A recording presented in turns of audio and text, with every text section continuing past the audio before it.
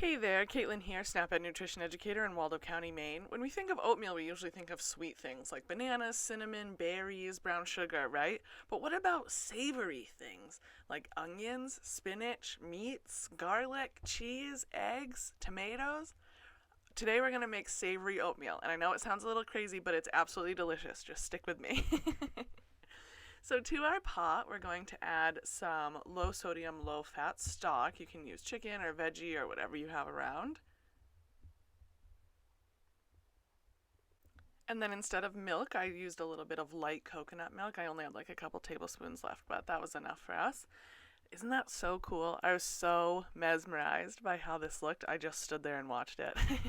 Be sure to get the recipes in the description box below for all of the quantities and proper ingredients. And once that had started to bubble and it was all blended together, I added my oats. I used steel cut oats, so they were cut a little smaller, which means they cook a little faster, and they also have a different texture. It's almost like grits or porridge, or like congee. Congee is the Chinese rice porridge. In Thailand, they call it jok. It was pretty lumpy because I didn't stir it immediately, so the spoon just wasn't cutting it, and I had to switch to my whisk. I'm so glad I did though, because it started to cook really quickly, and as I just whisked it together, you could see the oatmeal absorbing all of that flavorful liquid, and it was becoming thick and almost creamy looking. So delicious.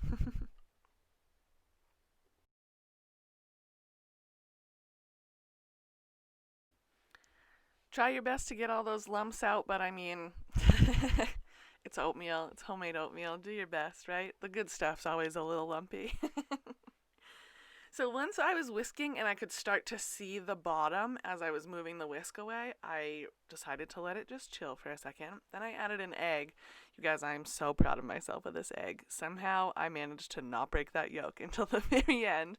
But I added my egg to the pot, and then I used my whisk to gently stir around the yolk so that I was cooking the white without breaking the yolk. I wanted to make sure that all that egg white got cooked. But I was hoping, it's not necessary, but I was hoping to keep that egg yolk intact until the very end.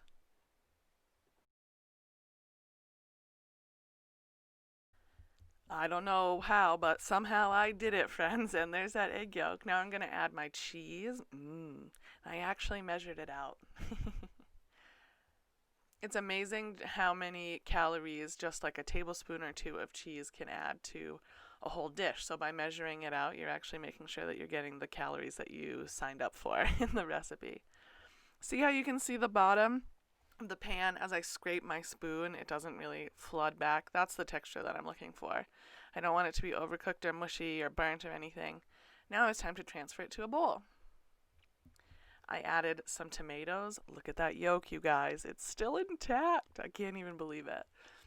And then I added some spinach. I cut it up really finely for a couple reasons. One, so that it fit in the bowl, and two, so that every bite wasn't like a leaf, like trying to shove a salad in my face. I wanted this to be creamy, and when I stirred it all through, the spinach wilted a little bit, and it was a really lovely texture. I added some pepper. Lots of pepper, really. And there you have it, guys. Oh, here it is. Oh, that's what we live for, isn't it? Nothing beats a runny egg yolk.